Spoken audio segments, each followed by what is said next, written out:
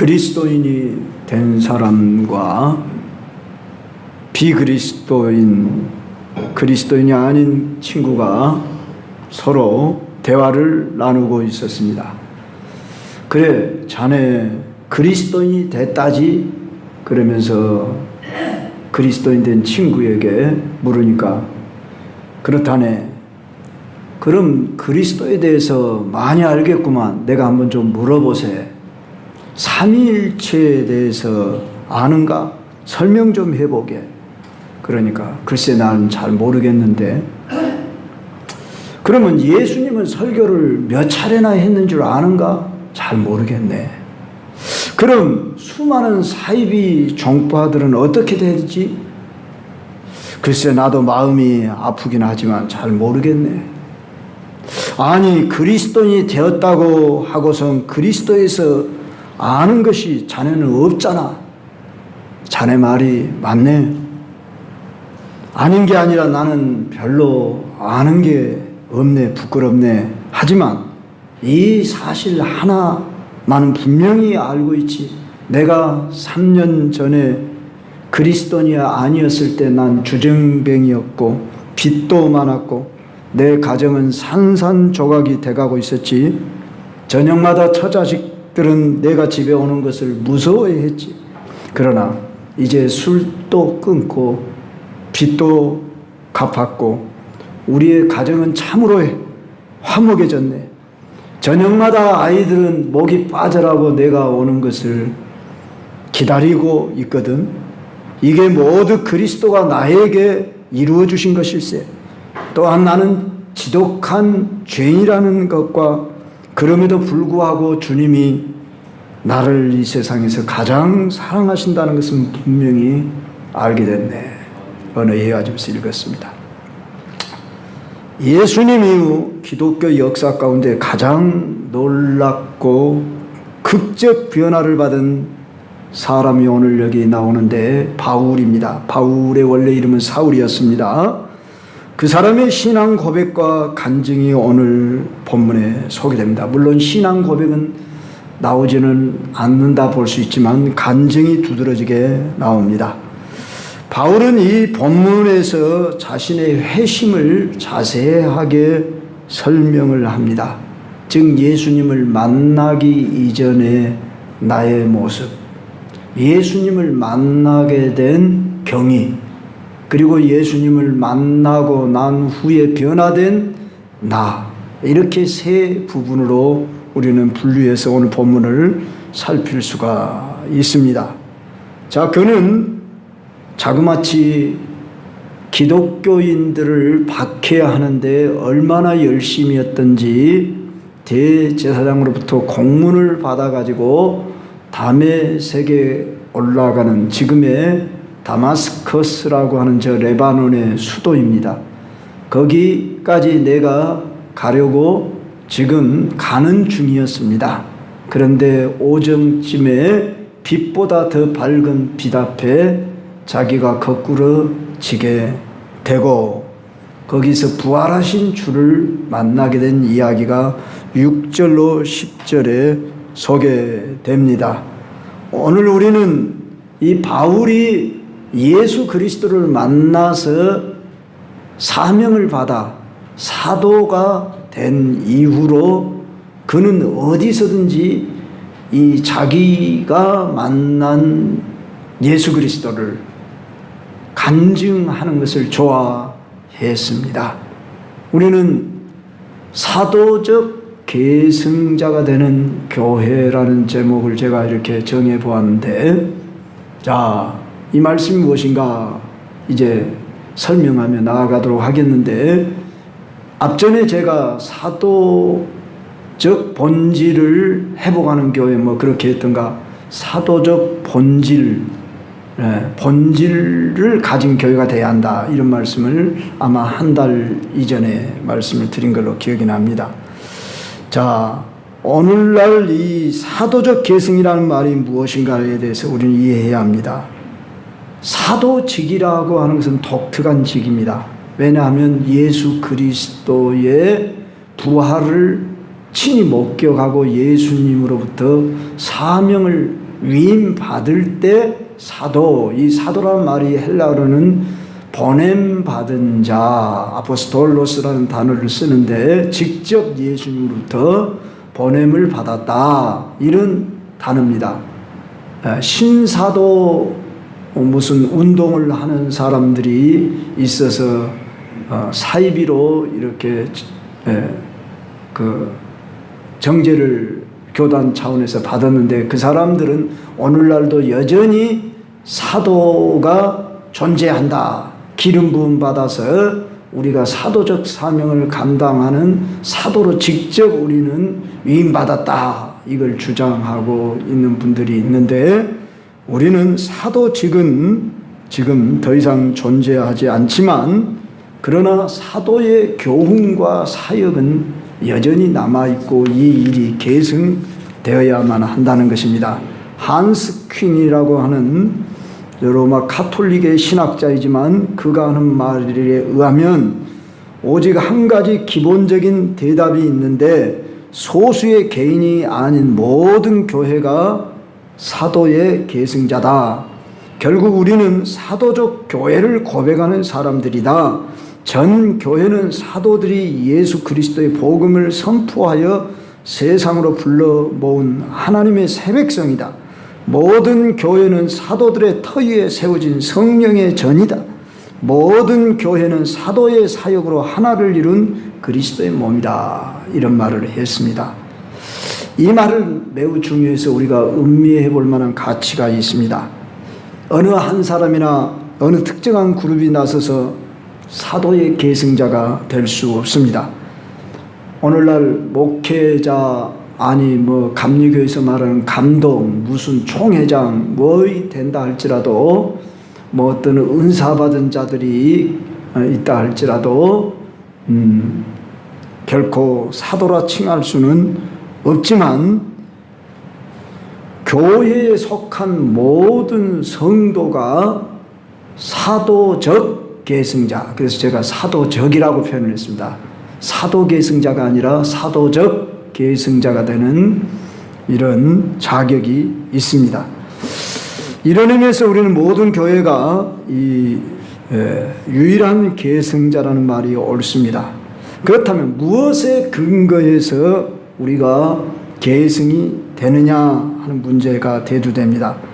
한스 퀸은 사도성의 계승을 유효하게 하는 것은 성령이다, 이렇게 말합니다. 그렇습니다.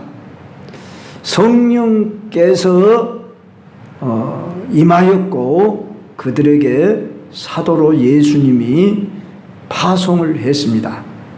그래서 우리는 12제자가 아닌 바울이 늘 자기 자신의 사도성을 첫머리 편지에서 강조를 했습니다.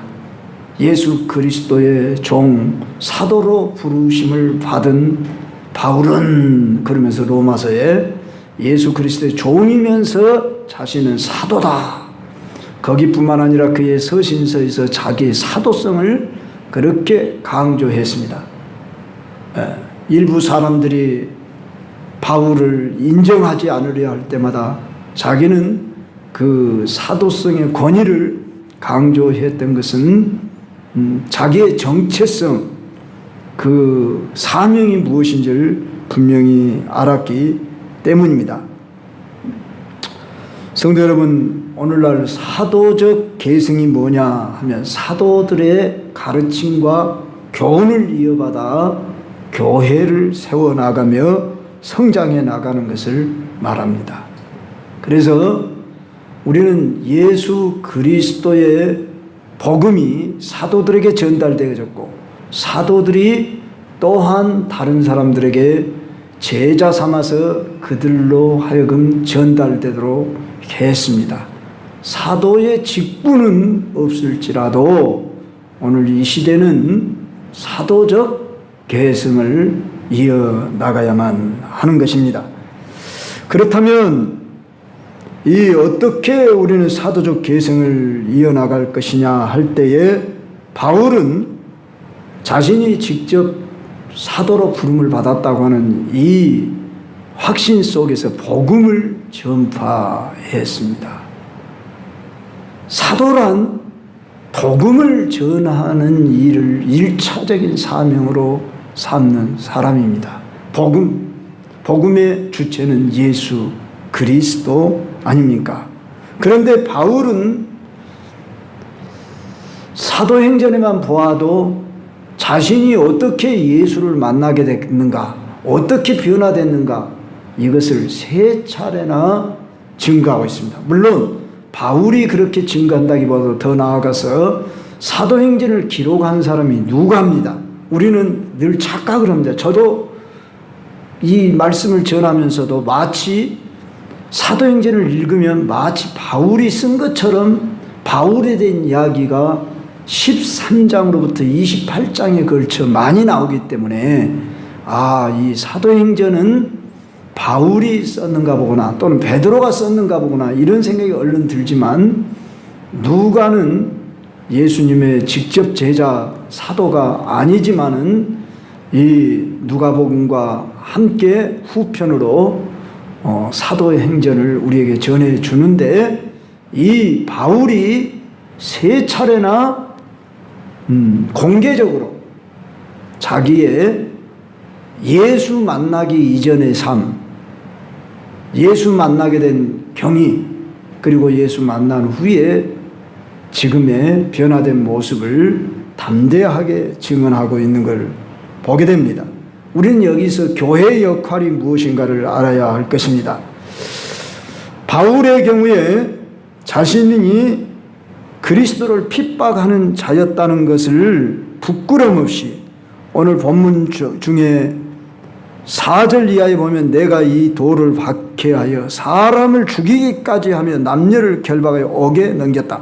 여기서 사람을 죽였다고 할 때에 바울이 스데반 집사 돌로 쳐 죽이는 일에 잘 죽었다, 그리고 마땅히 죽음 당한 것에 대해서 기세가 등등한 가운데 자기가 하는 일이 옳은 일인 줄 착각하며 또 예수 믿는 사람들 잡으려고 다메섹을 올라가다가 자기가 주님을 만나고 싶어 만난 게 아니라 하나님의 은혜로 이 정오의 시간, 이 낮보다 더 밝은 빛 앞에 자신이 거꾸로 쓰러져 버렸습니다.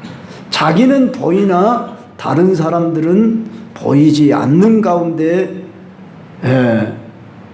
사울이 주여 누구십니까? 이렇게 물을 때 나는 네가 박해하는 나사렛 예수라, 이렇게 분명하게 말씀하고 그 예수님을 보게 됐다. 눈은 어두워져 가려져 버렸어요. 육신의 눈은 가려져 버렸지만 영안은 밝아져서 대낮보다 더 밝은 빛 앞에 거꾸러져 버렸습니다. 그 주님을 만나게 되었습니다. 너무나 큰 충격이었을 겁니다. 자기가 지금 하고 있는 일은 예수 믿는 사람들, 이 이단 개수 나사렛 예수라고 그랬어요. 이를 믿는 자들은 이건 사입이야. 이 나쁜 놈들을 잡아가두는 것이 가장 율법에 충실한 이제 사명을 감당하는 줄 알았었는데, 아니 이 자가 메시아다니. 그래서 그가 그 다음으로 물은 질문이 주님 무엇을 하리까? 성도 여러분, 꼭 바울과 같이 만나야만 예수님을 만나는 것은 아닙니다. 우리가 모태신앙으로 자라기도 하고 주일학교 친구 따라서 나는 교회 다니다 오늘 여기까지 왔습니다. 중고등학생 때, 청년 때, 아니 나는 결혼을 해서 남편 따라 아내 따라 나는 환경의 어떤 상황 속에서 지금 여기까지 왔습니다. 그렇지만 우리는 예수님 믿기 전, 예수님 만나기 전 내 모습은 어떠했던가? 나의 가치관, 인생관, 이것은 무엇이었던가? 그리고 나는 정말 예수님을 만났는가? 그것에 대한 여러분이 질문을 하며 예수님을 만난다고 할 때 꼭 바울처럼 대낮보다 더 강한 어떤 빛이 임해야 되고 그분의 음성이 들려야 꼭 만나는 것이 아니고 성령이 지금은 운행하시고 역사하시고 말씀이 기록된 말씀이 있기 때문에 이 말씀 속에서 내적 음성으로 들려지고 감동으로 역사하시고 믿음은 들음에서 나며 들음은 그리스도의 말씀으로 말미암다 했으므로 말씀을 믿어 의에 이르고 입으로 시인하여 구원에 이르리라고 한 것처럼 여러분들은 말씀을 들어서 믿는 이 신앙 속에서 여러분의 신앙 고백이 있어야 하고 간증이 있어야 합니다. 이것이 사도적 계승자로서 사명을 출발하는 삶의 모습입니다. 오늘 교회는 간증이 넘쳐나야 하는 겁니다. 자, 어떤 큰 특별한 놀라운 내가 어떤 체험을 했습니다. 이런 사람은 물론이고 또 그런 나는 체험이 없다 할지라도 나는 예수님 믿기 전에 나의 인생관이 철학관이 나의 꿈이 이러하였으나 예수님 믿고 난 후에 나의 삶은 이제 이렇게 변화됐습니다. 나는 이렇게 예수님을 만났습니다. 꼭 180도는 안 바뀌었을지라도 나의 지금 가는 길은 예수님을 향하여 가고 있고 예수님이 나를 사랑한다고 하는 이 확신은 변치 못합니다. 뭔가 여러분 나름대로의 간증이 있어야 합니다. 이것이 우리가 활발해질 때에 오늘 우리는 영적 성장을 경험하는 것입니다. 왜 교회로 우리를 불렀을까요? 서로 우리의 신앙 여정 가운데의 삶의 간증을 나누기 위해서 그럽니다. 그리고 우리의 매일 삶 속에서 한 주간 삶을 살고 우리가 이렇게 만났을 때 나 지난 주간에 이런 일이 있었어. 그랬는데 내가 이런 경험을 해서 나의 느낌들, 나의 삶들을 이렇게 나누기 위해서 초대교회들은 매일같이 모여서 간증을 했다는 겁니다. 그런데 오늘 현대인들은 참 각박한 생활 속에 우리가 어찌 매일 만난다고 하는 것은 가족도 사실 매일 만나지만 대화가 거의 끊어지고 식탁에서나 작가 뵈는 시간이 많고 그러고 요새는 참 같이 친구끼리 애인끼리도 앉아 있어도 가만히 보면 서로 핸폰만 보고 있어요. 그런 모습을 볼 때에 참 우리 한국 사회는 핸폰 중독 사회 속에 살아가요. 애인이 둘이 만났으면 얼굴을 서로 맛보고 대화를 나눠야 할 건데 아니 이상해요. 핸폰만 서로 둘이 보는 시간이 더 많고 그러는 것을 보게 되듯이 이렇게 오늘 교회는 참 우리가 대화가 많이 없는 대화할 기회가 없습니다. 그래서 소그룹으로 만나서 대화를 가져야만 한다고 하는 이런 사실을 우리가 직시하게 됩니다. 성도 여러분 할 수 있으면 가족끼리도 성도끼리도 안부만 부는 것이 아니라 또 여러분들이 먼저 어떤 삶의 과정 속에서 깨달은 것, 느낀 것, 은혜 받은 것, 말씀을 듣고서 또 그 말씀 부여잡고 한 주간 살아서 체험한 것들, 이런 것들을 나눔의 운동이 활발할 때 교회가 풍성해지는 것입니다. 뿐만 아니라 우리는 언제 어디서든지 나는 예수 만나기 전에 이런 사람이었습니다. 이런 인생관을 가지고 살았습니다. 그런데 예수님을 나는 이렇게 해서 만나게 됐고 만난 후에 나는 이런 인생관을 가지고 변화된 삶을 살아가고 있습니다. 약 5분 이내로 여러분이 늘 증거할 수 있도록 준비하는 습관이 필요합니다. 우리가 전도를 한다고 할 때에 성경 지식을 많이 알아가지고 증거한다고 해서 그 사람들에게 먹혀 들어가는 것이 아니라는 것입니다. 그렇다면 오늘 신학자들이나 목사가 가장 전도를 많이 해야 하지 않겠어요? 그런데 대개 전도왕이 그런 경우는 드뭅니다. 그저 평신도들이 자기의 삶 속에서 간증을 통해서 증거할 때에 많은 사람들이 돌아오는 것을 보면은 우리들이 이 간증이 얼마나 중요한가를 다시 한번 실감하게 됩니다. 오늘 여기 바울은 자기가 회심 후에 아나니아에게서 세례를 받았습니다. 물 세례를 물론 받았을 것입니다. 그럴 때 성령이 또한 함께 임하는 체험을 하고 눈에서 비늘이 벗겨지게 되어졌다.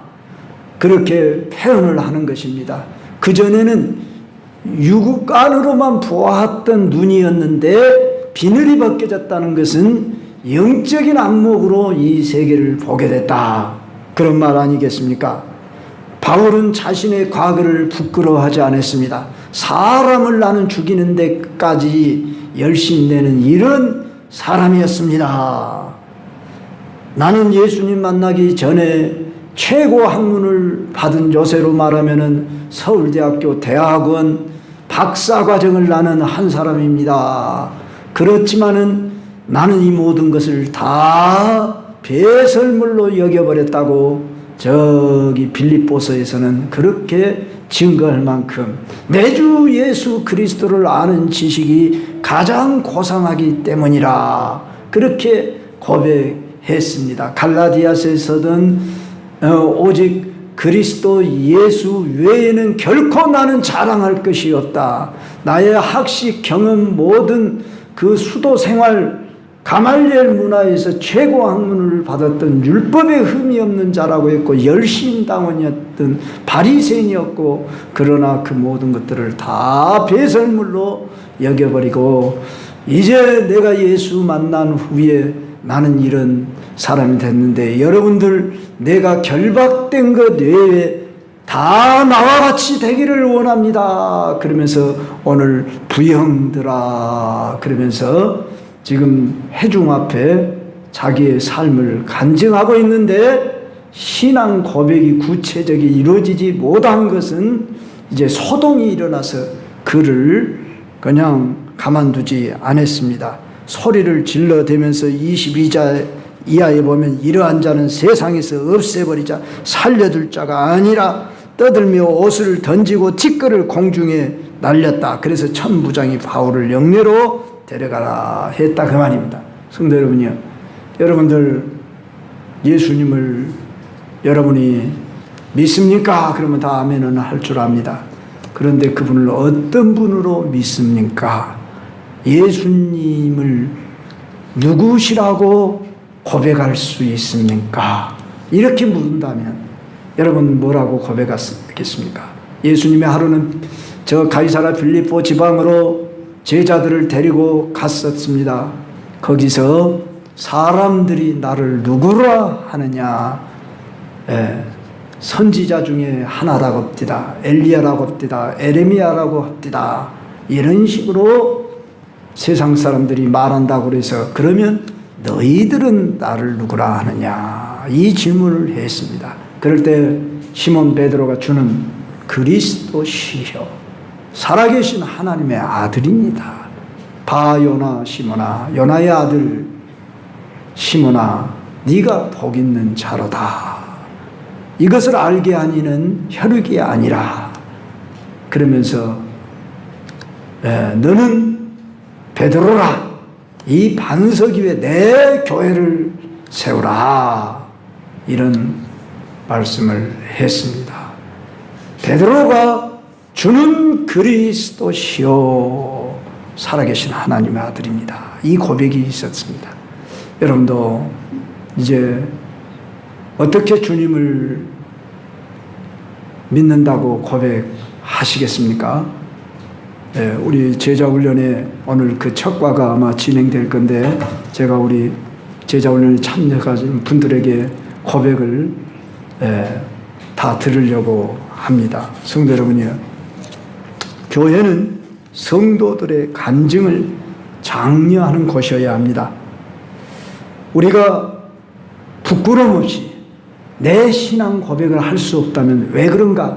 그러고 내 자신을 살펴야 하는 것입니다. 구원에 대한 어떤 확신이 없다든지 아직도 의심하고 갈등하고 있다든지 또는 사람을 의식하고 두려움이 있다든지 그러나 내가 분명히 확실히 나는 주님을 사랑하고 주님을 믿고 뿐만 아니라 주님이 나를 선택하여 부르셨고 나는 이렇게 변화됐습니다. 이것이 분명한 사람은 언제든지 누구 앞에서든지 담대히 증거할 수 있을 것입니다. 그래서 바라기는 우리 광주 경성교회 모든 성도님들은 간증할 거리가 있어야 합니다. 예수 믿기 전에 나는 이런 사람이었습니다. 짤막하게. 어떤 인생관, 철학관, 어떤 가치관이 나는 이런 사람이었습니다.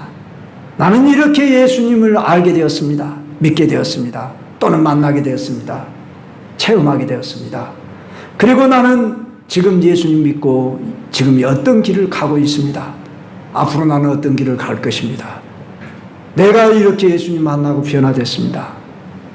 이렇게 말할 수 없다면, 그리고 이것을 담대히 증거하도록 준비되지 않는다면 사도적 계승자로서의 교회의 모습을 상실한 것이다, 그 말입니다. 교회가 뭐냐? 사도들이 만난 예수 그리스도, 그 예수 그리스도를 우리는 직접 눈으로 목격하지 못했습니다. 눈으로는 우리는 만날 수 없습니다. 여러분, 눈으로 봐야 합니까? 손으로 만져봐야 합니까? 도마가 예수님 부활을 다른 제자들이 만났다고 하면 믿어야 할 텐데, 그는 나는 손으로 만져봐야겠다. 옆구리에 창자국, 손에 못자국 만져봐야 되겠다고. 그럴 때 우리 예수님이 친절하게도 이 도마에게 나타나서, 도마야 네가 본 거로 믿느냐? 보지 못하고 믿는 자들이 복되도다. 믿음은 바라는 것들의 실상이요 보지 못하는 것들의 증거라고 했듯이, 성도 여러분, 육안으로만 보는 게 아니라, 우리 한국말은 본다는 말을 너무 자주 씁니다. 맛을 본다, 생각해 본다, 가본다, 뭐 어쩐다, 본다. 우리 이 두 눈으로 보는 것은요 한계가 있습니다. 그런데 우리는 무엇이 이 육안으로만 보는 것이 전부 보는 것 줄 아는데, 여러분, 보이는 것은 잠깐이요 보이지 않는 것은 영원함이라고 했어요. 믿음은 보이지 않는 것을 보는 것, 영으로 보는 것, 믿음으로 보는 것, 말씀을 믿는 것. 그래서 예수님을 우리가 본다, 믿는다, 안다, 그렇게 고백할 수 있고, 여러분들이 못 봤다 해서 예수님이 안 계시고 하나님이 안 계십니까? 하나님은 영이십니다. 그리고 이 천지 만물 속에 하나님의 능력과 신성을 보여 알게 했다고 그랬습니다. 하늘만 봐도 들판만 보아도 하나님의 능력과 신성이 충만하게 임재해 있다는 것이 느껴져야 하지 않겠습니까? 그리고 우리의 신앙 고백 속에, 나의 삶의 지금까지 여정 속에서 주님이 여러분과 함께 해오고 있다고 하는 것이 기적 아닙니까? 은혜 아닙니까? 사도가 우리 눈에서 비늘이 안 벗겨졌을 때는 그가 예수님을 바라보지 못하고 핍박하고 스데반 집사 죽이는 일에 앞장섰지만은, 이제 그가 성령 받고 눈에서 비늘이 벗겨지니까 그는 변화된 삶을 살았습니다.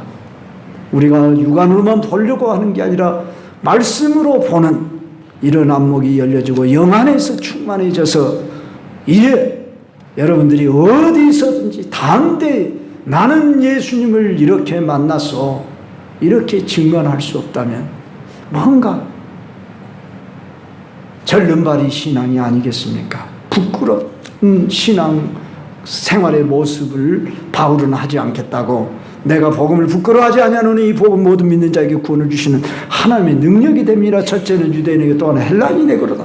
이렇게 담대하게 증언할 수 있었던 것처럼 우리 사랑하는 교우들 모두는 어디서든지 이제 사도적 계승자의 그 뒤를 따르는 교회로서 우리도 나의 신앙 고백과 감증이 넘쳐날 수 있기를 주의 이름으로 축원합니다. 아멘. 찬송하십시오.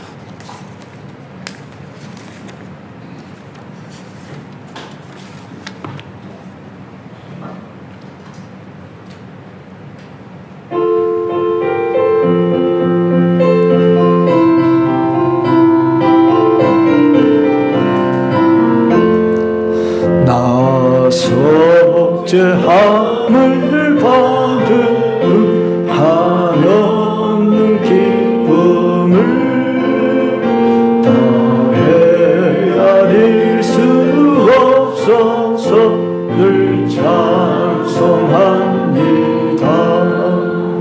나 속죄받은 후 나 속죄받은 후 주를 찬미하겠네. 나 속죄받은 후 주의 이름 찬미하겠네. 나 속죄함을 받은 후 내 마음이 새로워 주 뜻을 준행하면서 죄 길을 버리네. 나 속죄받은 후 나 속죄받은 후 주를 찬미하겠네. 나 속죄받은 후 주의 이름 찬미하겠네. 나 속죄함을 받은 후 성령이 오셔서 하나님 자녀 된 것을 곧 증언합니다. 나 속죄받은 후 나 속죄받은 후 주를 찬미하겠네. 나 속죄받은 후 주의 이름 찬미하겠네. 나 속죄함을 받은 후 보혈의 공로로 내 주의 은혜 이분이 늘 평안합니다. 나 속죄받은